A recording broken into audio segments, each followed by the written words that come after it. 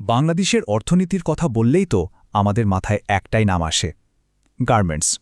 কিন্তু এর আড়ালে যে আরেকটা বিশাল জগৎ আছে যেটা নীরবে বিলিয়ন ডলারের স্বপ্ন দেখাচ্ছে, সেটার খবর কি আমরা রাখি? আচ্ছা, একটা প্রশ্ন করি।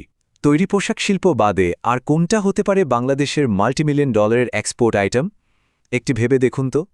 উত্তরটা শুনলে হয়তো একটু অবাকই হবেন। সেটা হলো বিশাল সমুদ্রগামী জাহাজ। হ্যাঁ, ঠিকই শুনছেন। বাংলাদেশ এখন শুধু শার্ট বা প্যান্ট নয়, বিশ্বমানের জাহাজ বানিয়ে সারা দুনিয়ায় পাঠাচ্ছে। কিন্তু আসল প্রশ্নটা হলো, এই যে এত দামি, এত হাইটেক জাহাজ, এগুলো কিনছে টাকারা? ইউরোপের বড় বড় দেশগুলো, নাকি এশিয়ার কেউ? চলুন এই রহস্যটারই আজ সমাধান করা যাক।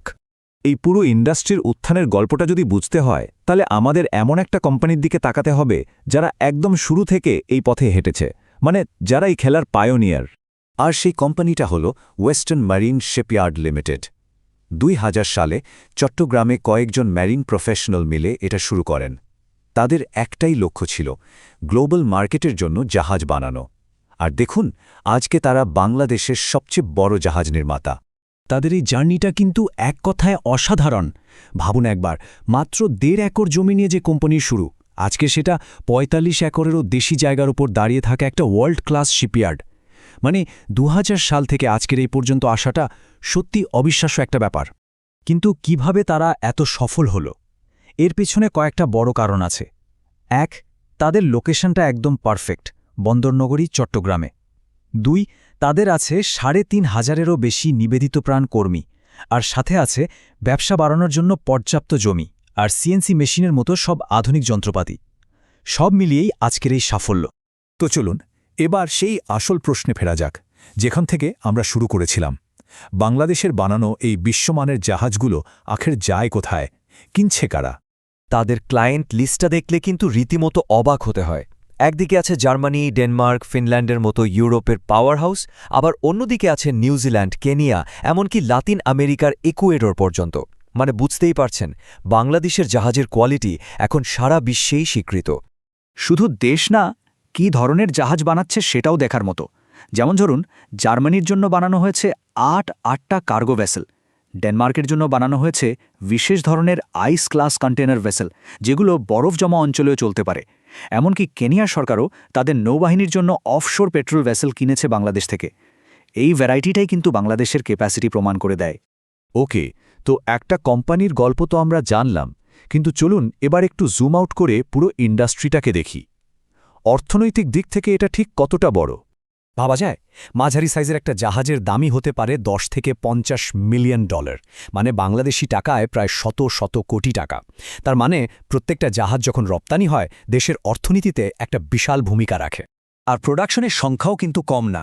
শুধু একটা কোম্পানি, ওয়েস্টার্ন মেরিন, তারাই এ পর্যন্ত 150টারও বেশি জাহাজ ডেলিভারি দিয়েছে। এটা থেকেই পুরো ইন্ডাস্ট্রি প্রোডাকশন ক্যাপাসিটির একটা আন্দাজ পাওয়া যায়।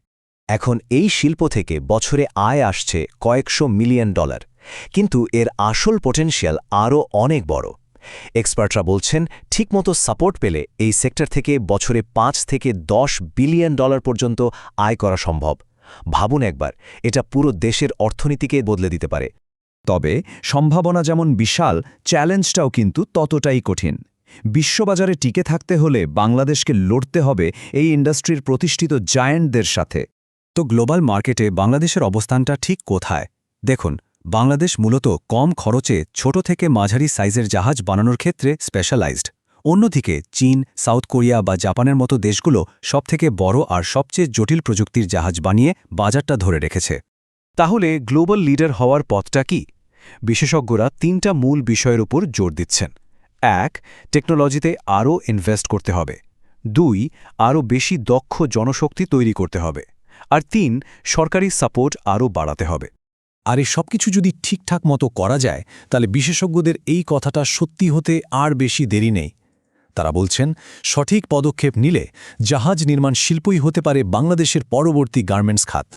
তাহলে শেষ প্রশ্নটা এটাই, প্রয়োজনীয় সাপোর্ট আর সঠিক প্ল্যানিং পেলে গার্মেন্টস ইন্ডাস্ট্রির পর জাহাজ নির্মাণ শিল্প কি পারবে বাংলাদেশের জন্য বিশ্বমঞ্চে আরেকটি বড় সাফল্যের গল্প লিখতে? এর উত্তরটা হয়তো ভবিষ্যতই বলে দেবে।